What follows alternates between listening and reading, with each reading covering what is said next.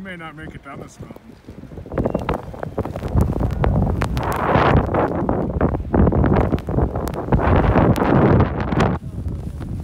Near blizzard conditions now up here at Loveland Pass. Portions of I-70 are closed near the Eisenhower Tunnel as well.